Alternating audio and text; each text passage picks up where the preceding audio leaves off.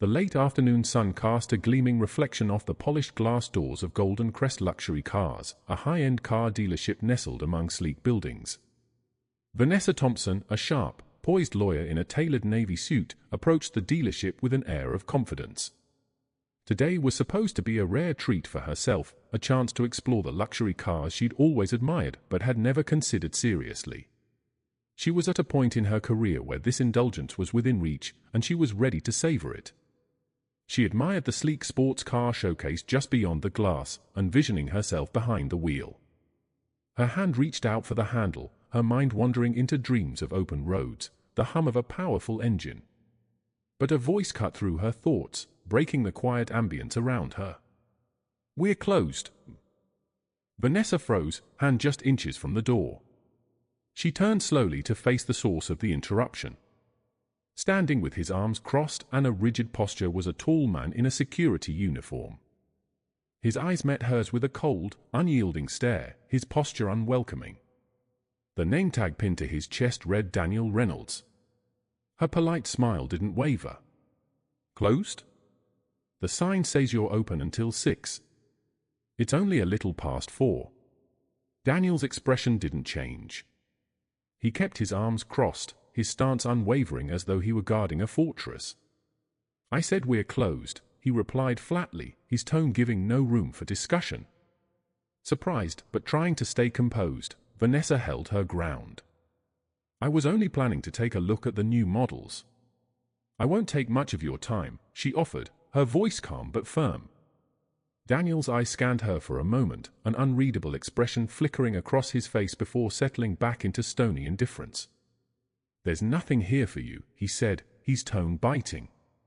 "Maybe you'll find what you need at the used car dealership down the road." Vanessa's heart tightened as his words hit her, the subtle insult striking her deeply. She took a quiet breath, determined not to let this man dictate her experience. She had seen this kind of treatment before, had felt the sting of being dismissed with a certain tone, certain looks, but that didn't make it any easier. Her calm resolve remained, though her eyes grew sharper. "That's not what I'm here for," she replied, her voice steady.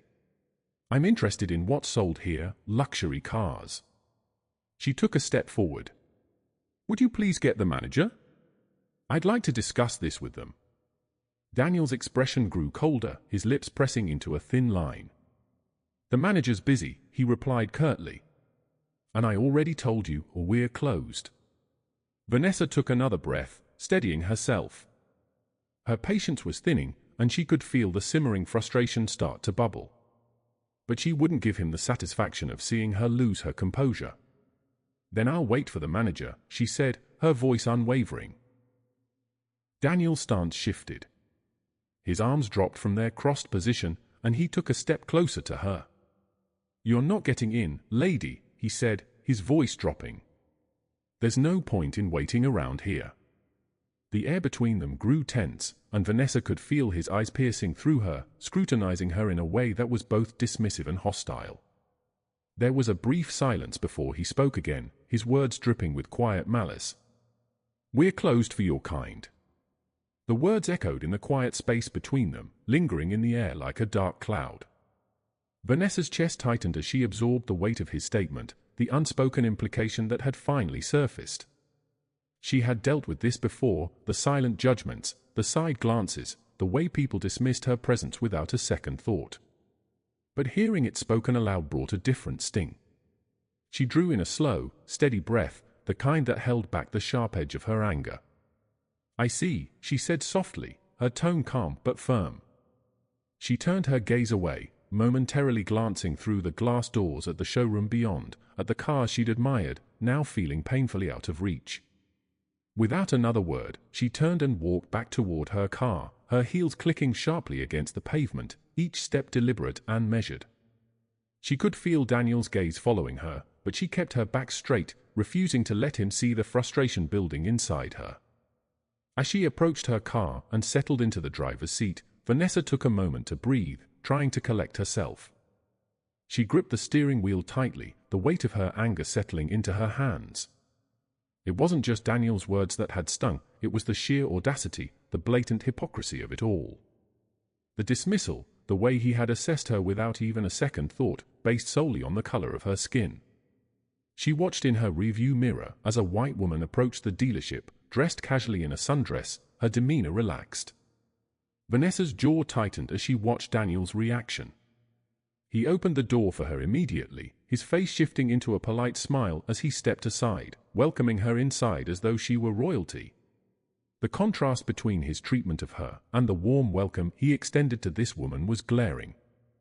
Her heart pounded, frustration simmering hot and heavy within her. Vanessa had faced discrimination in her life, in restaurants, hotels, even the courtroom. Each time it had stung, had felt like a small wound reopening. But this time, it felt different, rawer, the insult somehow sharper than before. Without realizing it, she found herself pushing the car door open, stepping out once more onto the pavement, her heels clicking with a renewed purpose. She made her way back across the lot, the determination in her steps as sharp as the sting of his words still lingering in her mind. Daniel's face twisted in irritation as she approached, but Vanessa ignored it. "Excuse me," she said, her voice cool and direct. "I thought the dealership was closed." The woman inside looked up, her gaze flickering with confusion, but she remained silent. Daniel's posture stiffened again, his cold hostility returning.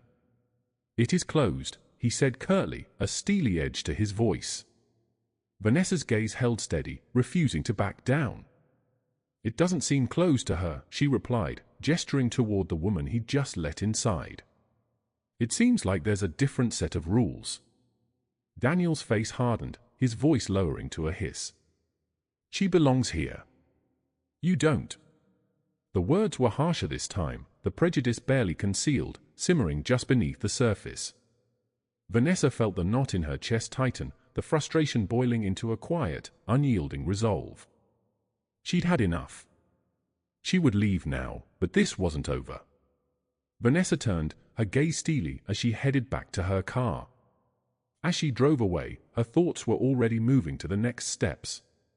She would return, but not in the way Daniel expected. This wasn't the end, it was just the beginning. The drive back to her office was filled with silence, but Vanessa's mind buzzed with thoughts of that afternoon's incident. The frustration still pulsed in her chest, her fingers gripping the steering wheel. She replayed Daniel's words in her head, his condescending tone, the insult, and the outright dismissal, each detail adding fuel to the fire simmering within her. This wasn't just an inconvenience, it was an injustice. And this time, she wasn't going to let it go.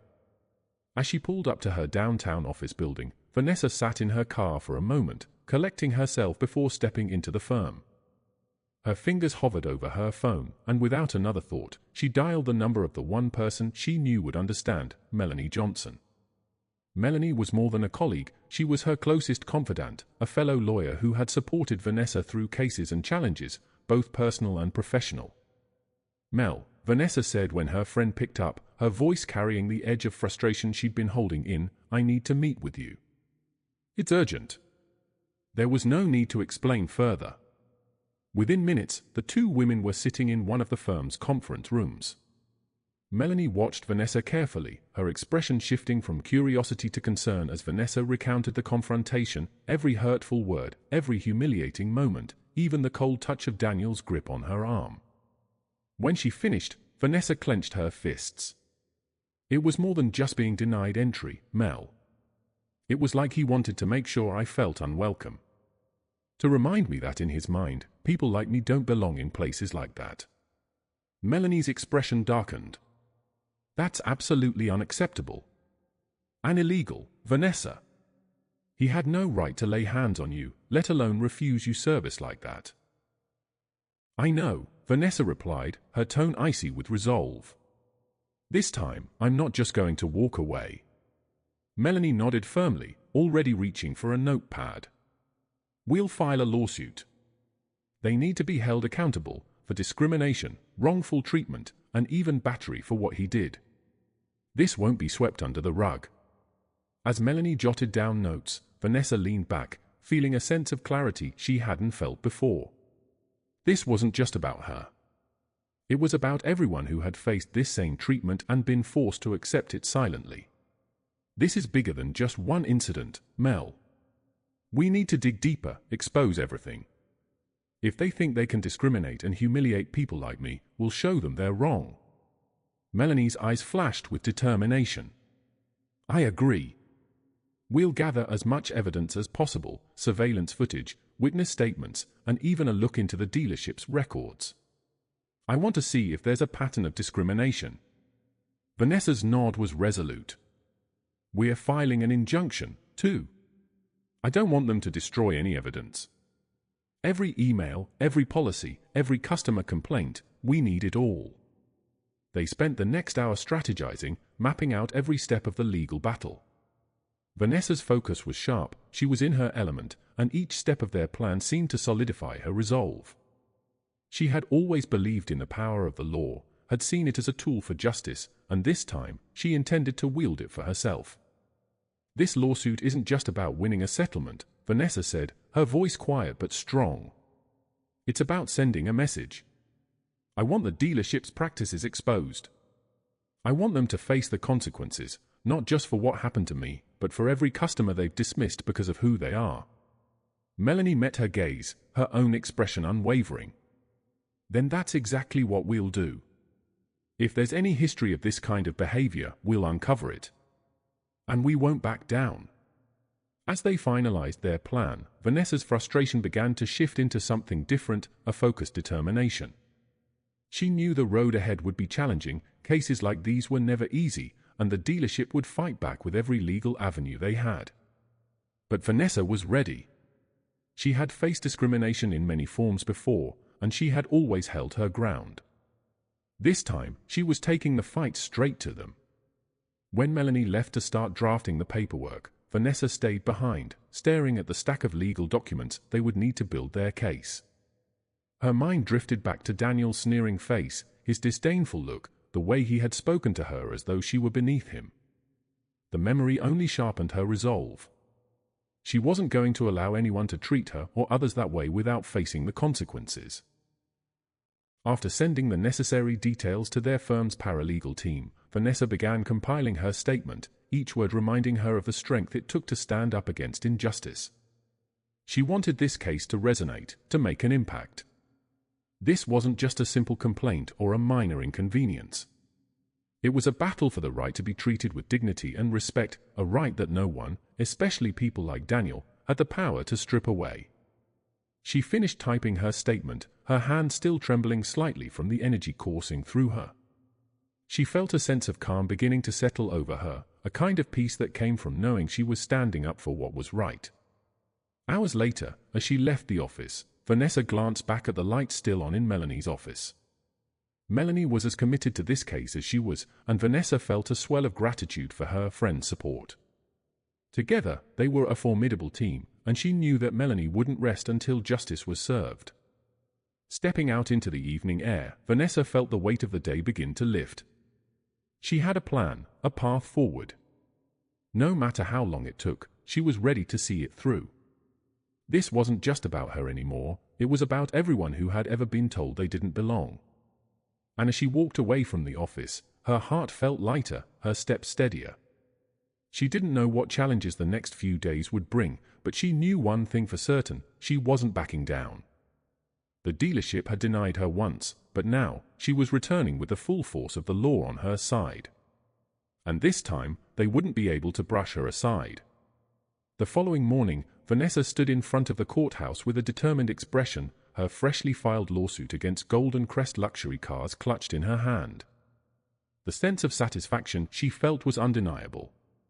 She had turned her anger and frustration into something concrete, something powerful. With Melanie by her side, she was ready to take this fight to the next level. It didn't take long for word to spread. The media, always on the lookout for stories with a spark, quickly caught wind of Vanessa's lawsuit, and the headlines practically wrote themselves, "Luxury dealership faces racial discrimination lawsuit and lawyer takes on elite car dealership after alleged incident." News outlets began reaching out, eager to interview her, and within days, her name became associated with the story, sparking conversations about discrimination in high-end spaces. The dealership was quick to respond, but their initial reaction was dismissive. Through a carefully crafted statement, they claimed the incident was a misunderstanding, an unfortunate lapse in customer service standards. The statement, however, didn't mention anything about accountability, nor did it acknowledge Daniel's actions. Vanessa read the statement with a mix of anger and disbelief.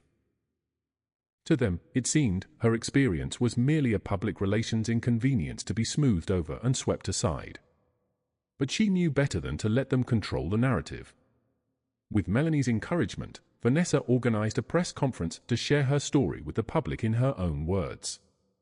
Standing at a podium in front of a crowd of reporters, she took a deep breath, her voice steady as she began. "Thank you all for being here," she started, her voice projecting both strength and calm.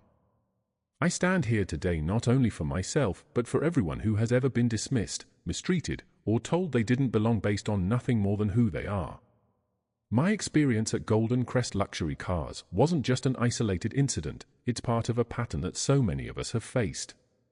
The crowd was silent, cameras flashing, journalists scribbling notes. Vanessa's voice remained steady, but her passion resonated. "A few weeks ago, I was denied entry into a luxury dealership simply because of the color of my skin. I was treated with hostility, and when I stood my ground, I was physically removed from the property. This lawsuit is about holding businesses accountable for their actions. It's about making sure that no one else has to endure the humiliation I did." She paused, letting the weight of her words sink in. "This isn't just about compensation," she continued, "it's about change. It's about making sure that this kind of discrimination is exposed and addressed. Golden Crest has the opportunity to take responsibility and make real changes, but if they refuse, I am fully prepared to take this to trial." As she stepped away from the podium, reporters immediately began shouting questions, their voices overlapping as they tried to get her attention. But Vanessa didn't linger. She had said everything she needed to, and she walked away with a sense of satisfaction. This wasn't just a personal battle anymore, it had become a public one, and Vanessa knew she had struck a nerve. Back at the office, Melanie was grinning as she closed her laptop, having watched the entire press conference online. "You did brilliantly," she said, her voice filled with admiration. "Social media is already buzzing. People are outraged, and there's a huge wave of support for you." Vanessa felt a swell of relief. The public response was exactly what they had hoped for. If Golden Crest wanted to dismiss her case quietly, they now had to contend with the weight of public opinion, and that would make it harder for them to dodge accountability. Within a day of the press conference, the dealership's legal team reached out, and their tone had shifted noticeably. Melanie relayed the details of the call, barely able to contain her excitement.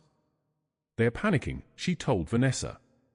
"Their lawyers are practically begging to settle, offering a payout to make this whole thing go away." Vanessa leaned back in her chair, a slight smirk on her face. "Of course, they think they can just throw money at this and hope I'll walk away quietly. But that's not all," Melanie added. "They mentioned something about a policy reviews, though it's vague. They're clearly trying to appease you without actually committing to real change." Vanessa felt her initial satisfaction dissolve into frustration. "So they want me to accept their money and move on while they continue operating exactly as they have? That's not going to happen." Melanie nodded. "I agree. We need more than empty promises. Let's keep the pressure on." After some deliberation, Vanessa decided they needed to raise the stakes. "I want to organize another public statement," she told Melanie. "If they think I'll settle for a quiet payout, they're mistaken. They need to know that this isn't going away until they commit to real, visible change." The following morning, Vanessa stood before a new crowd of reporters. This time, her message was pointed. Golden Crest has made an offer, but their terms are insufficient. They seem to believe that financial compensation alone will make this go away. I want to make it clear that my intention is not simply to be compensated, but to see accountability. I am asking for tangible commitments to change, beginning with anti-discrimination policies and the removal of employees who perpetuate harmful practices. The response was swift. By that afternoon, the dealership's attempts to settle quietly were making headlines, and the public backlash was growing. Social media was flooded with comments condemning the dealership, calling for boycotts, demanding they take Vanessa's demand seriously. It was clear that the public wouldn't let them ignore her case or brush it aside. Over the next few days, the dealership continued to struggle with damage control, and the pressure of the media storm forced them to reconsider. By the end of the week, Melanie received a call from their legal team, their tone markedly more conciliatory. "They're ready to talk," Melanie told Vanessa with a satisfied smile. "And this time, they're willing to discuss policy reforms. They're still hesitant about firing Daniel, but it seems they realize they can't ignore your demands any longer." Vanessa nodded, feeling a renewed sense of determination. "We're not compromising on that. If they want this to end without going to court, Daniel has to face consequences for his actions." With that, they arranged a meeting with the dealership's representatives, determined to hold firm on their demands. This time, Vanessa knew she held the upper hand. The public was watching, and Golden Crest was on the defensive. They could no longer hide behind polished statements or vague promises. This was about real accountability, and Vanessa intended to see it through to the end. As she prepared for the upcoming meeting, Vanessa felt a surge of confidence. She had taken a stand, refused to be silenced, and now she was on the verge of a victory that went far beyond a simple settlement. It was a victory for every person who had ever been dismissed, belittled, or treated as though they didn't belong. This was no longer just her battle, it was a fight for justice and respect, and Vanessa was ready to bring it to its conclusion. Vanessa sat at the head of a large conference table in a sleek downtown office space, flanked by Melanie and a few other colleagues from the firm. Across from her sat Golden Crest's legal team, along with John Mitchell, the dealership's manager, and, to her satisfaction, Daniel Reynolds, the man responsible for all of this. Vanessa took a moment to observe Daniel, who avoided her gaze, his face a mixture of discomfort and frustration. His usually rigid demeanor seemed deflated, as though the weight of his actions had finally dawned on him, or perhaps he just didn't like being in the hot seat. Either way, Vanessa wasn't there for apologies. She wanted accountability. The lead attorney for the dealership, a carefully polished woman in a dark suit, leaned forward. "Ms. Thompson," she began, her tone smooth but guarded, "we're here to reach an amicable solution. As we mentioned previously, Golden Crest is prepared to offer a substantial financial settlement, along with a review of our policies on customer treatment and anti-discrimination." Vanessa didn't flinch, her expression unwavering. "That's a start, but it's not nearly enough," she replied. Her voice was calm but firm. "I'm not just here for a payout. I'm here to make sure the actions taken aren't superficial. We're talking about real change, starting with a commitment to new, enforceable policies, and with Daniel's dismissal." The room grew silent as Vanessa's words settled. Daniel's face flushed, his jaw clenching as he finally spoke up, unable to remain silent any longer. "Look, I was just doing my job," he muttered defensively. "She was causing a scene, and I had to protect the dealership." Vanessa's gaze was sharp as she turned to him, her tone cool. "Protect the dealership from what, exactly? From a potential customer? You denied me entry based on nothing more than your own biases, and when I challenged that, you used force to remove me. That's not doing your job, that's discrimination." Daniel looked away, his discomfort clear, but she didn't let up. "This isn't just about you and me, Daniel. It's about the way you felt entitled to judge who belongs and who doesn't. And I want to make it very clear that there's no place for that kind of behavior in any business, let alone one that prides itself on luxury." John Mitchell, the dealership's manager, cleared his throat, trying to regain control of the conversation. "Ms. Thompson, we understand your frustration. We're more than willing to increase the financial offer and work on implementing policy changes to ensure our customers receive fair and respectful treatment." Vanessa raised an eyebrow, her gaze steady. "Policy changes are necessary, but they're meaningless if they aren't enforced. And as long as Daniel remains employed, they're just empty words. His actions represent a pattern that I believe goes beyond one incident. And unless you're willing to address that, I'm prepared to take this case to trial." The lead attorney visibly tensed, clearly realizing that Vanessa wasn't backing down. She exchanged a quick, uneasy glance with John before turning back to Vanessa. "Ms. Thompson, firing an employee is a serious matter. Perhaps there's room for compromise. Vanessa didn't budge. Compromise? I was humiliated, assaulted, and refused service because of his actions. That's not something that can be brushed aside with vague promises and a check. Either Daniel is removed, or we proceed with the lawsuit. And if you're worried about public perception now, imagine how this will look if it goes to trial. Daniel's face was flushed with anger, but he remained silent, clearly recognizing his precarious position. Vanessa's unwavering tone and the public support had made his usual defenses meaningless. The lead attorney took a deep breath, glancing at John, who gave her a subtle nod of resignation. "We'll discuss this matter internally and get back to you within the next 48 hours, she said, her tone measured but tense. Vanessa inclined her head slightly. "That's acceptable. But let me make this clear. Any settlement without his removal is unacceptable. I'm fighting not just for myself, but for everyone who's been made to feel as though they don't belong in spaces like yours. And if you can't commit to making those spaces open and welcoming for all, then we have nothing to talk about." With that, the meeting came to an end.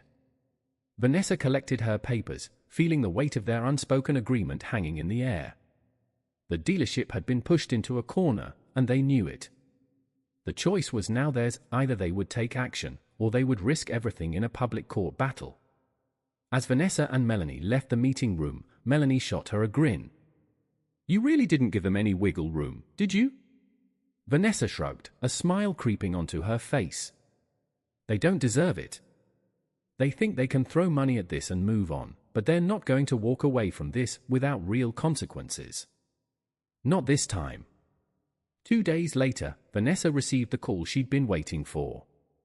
Melanie's voice was triumphant as she relayed the news: "They're firing Daniel and have agreed to implement the policy changes we demanded.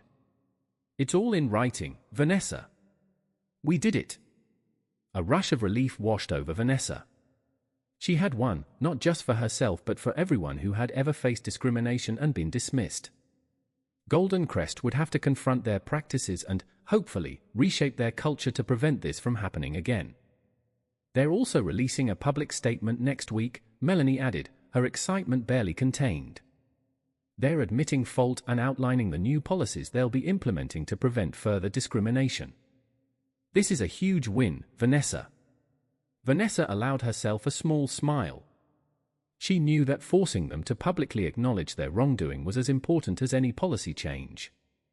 This wasn't just about compensation or one man's job, it was about challenging an entire system that allowed people like Daniel to wield power unfairly. The dealership's public statement arrived as promised. Golden Crest released a formal apology, detailing the new policies they were implementing, including mandatory anti-discrimination training for all staff, regular audits of customer interactions, and the hiring of a diversity officer to oversee internal practices. They had even promised a hotline for reporting incidents, ensuring that no customer would ever feel they had no recourse. Daniel's departure wasn't mentioned directly, but Vanessa knew it was done. He was no longer at the dealership, no longer in a position to judge or discriminate. And while the changes wouldn't undo the harm he'd caused, they were a step in the right direction. As Vanessa reviewed the statement, she felt a deep sense of satisfaction. This was the impact she'd hoped to make. She had forced the dealership not only to address their specific actions, but to take a hard look at their entire approach to customer service and equality. "Congratulations," Melanie said, handing Vanessa a copy of the dealership's statement. "You did it, Vanessa. They'll never treat someone like that again." Vanessa nodded, feeling a weight lift off her shoulders. She had fought hard and had come out on top, not just for herself but for countless others who had experienced the same treatment and stayed silent. This was about more than just a victory in court, it was a stand for equality, for respect, and for the right to belong. As she looked down at the statement, a small, triumphant smile spread across her face. She had demanded accountability, and now Golden Crest would never be the same. And, just as she had intended, this wasn't a quiet victory, it was a statement that echoed far beyond the walls of a luxury dealership. The week after Golden Crest publicly acknowledged their wrongdoing and announced their new anti-discrimination policies, Vanessa allowed herself a rare moment of stillness. She sat in her office, gazing out at the city skyline, the lights beginning to twinkle as the evening descended. The media response had been overwhelming, with numerous outlets picking up the dealership's statement and examining their newly implemented policies. Headlines buzzed with phrases like, "Golden Crest responds to discrimination claims with bold reforms," and "Luxury car dealer faces public backlash, promises change." For Vanessa, it wasn't just a legal victory. It was a victory of principle, a statement that resonated with thousands of people who had faced similar experiences. Her inbox was filled with messages of support, stories from strangers who thanked her for standing up, for not backing down. Each message reinforced the importance of what she had accomplished. She hadn't just fought for herself, she had fought for others who might have felt voiceless. As she turned her gaze back to the papers on her desk, Melanie entered, holding a newspaper with yet another article praising Vanessa's fight for justice. "You're the talk of the town," Melanie said, grinning as she handed over the newspaper. "Everyone's calling you a trailblazer, Vanessa. This is the kind of impact most lawyers only dream of." Vanessa smiled, a warm feeling settling in her chest. "It wasn't just me, Mel. I couldn't have done this without you. You pushed me to take it public, to fight for more than just a settlement." Melanie shrugged, though her eyes gleamed with pride. "It was your vision. You saw what needed to be done and didn't back down. And now, thanks to you, no one will ever walk into that dealership and feel the way you did." Vanessa nodded, the satisfaction of that reality deepening her sense of accomplishment. But she knew this chapter of her life wasn't fully closed. She'd been so focused on the battle, on pushing for justice, that she hadn't allowed herself the joy of actually purchasing the car she'd originally set out to explore. With a newfound sense of purpose, she decided to treat herself. That afternoon, Vanessa set up an appointment at a different luxury dealership, one that she had thoroughly researched and knew was reputed for its welcoming environment and fair treatment of all clients. It was farther from the city center, but the extra distance seemed worth it. She deserved to enjoy this experience, free from judgment or discrimination. The next day, Vanessa walked into the new dealership, her heels clicking softly on the polished floor. The salesman who greeted her was warm and courteous, treating her with the respect and enthusiasm she had hoped for from the beginning. The contrast was striking. There was no hesitation in his welcome, no scrutiny, only genuine excitement to help her find the perfect car. After an hour of exploring various models, Vanessa's eyes landed on a sleek black sports sedan, its surface gleaming under the showroom lights. She could already imagine the smooth ride, the powerful engine purring beneath her touch. The salesman noticed her interest and walked over, providing details with professionalism and respect, never making assumptions or judgments. "This one is a beauty," he said, smiling warmly. "Would you like to take it for a test drive?" Vanessa nodded, feeling a thrill of excitement she hadn't expected. The test drive was smooth and exhilarating, the car responding effortlessly to her every movement. By the time she returned to the dealership, her decision was made. As she finalized the purchase, Vanessa felt a sense of closure. This wasn't just about buying a car, it was about reclaiming an experience that had been tainted by prejudice. And now, sitting behind the wheel of her new car, she felt that she had taken back what she'd been denied.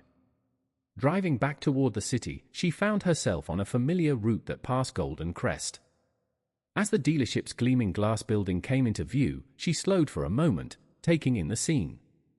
There was no sign of Daniel, no trace of the conflict that had erupted there just weeks ago. The building stood quiet and polished, oblivious to the changes it had undergone. Vanessa allowed herself a small smile as she glanced in the rearview mirror, watching the dealership fade into the distance behind her. She didn't need to stop, didn't need to confront anyone or relive what had happened. Justice had already been served, and now she was moving forward, her head held high. Back at her office, Vanessa received one final piece of satisfying news: the dealership had gone above and beyond in implementing its new policies. Not only had they hired a diversity officer, but they had also created an anonymous reporting system for customers to share their experiences. The firm commitment was clear. It was a testament to the impact Vanessa had made, the transformation she had sparked in an institution that had once judged her unworthy of its services. Later that evening, Vanessa and Melanie celebrated over dinner. As they clinked their glasses, Melanie grinned. "To you, Vanessa," the lawyer who took on Golden Crest and won. Vanessa laughed, her heart light. "To us," she corrected. "This fight was ours.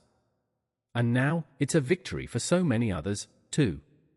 The following week, Vanessa received a letter from an organization focused on advancing civil rights. They had followed her case closely and were inspired by her courage, a determination to bring about meaningful change.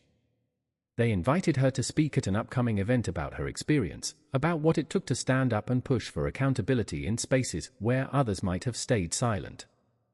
As she read the invitation, Vanessa felt a renewed sense of purpose. This battle may have ended, but there were countless other places, countless other people who still faced the same challenges, the same injustices.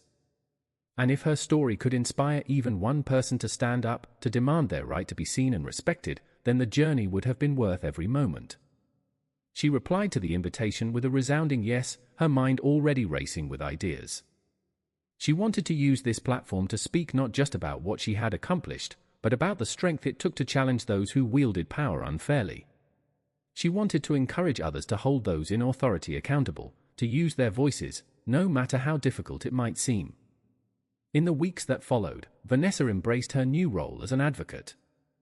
Her case against Golden Crest became more than just a legal victory, it became a symbol, a rallying cry for others who had felt dismissed, belittled, or discriminated against. She spoke at events, shared her story in articles, and connected with people from all walks of life who had faced similar experiences. Each story she heard deepened her resolve.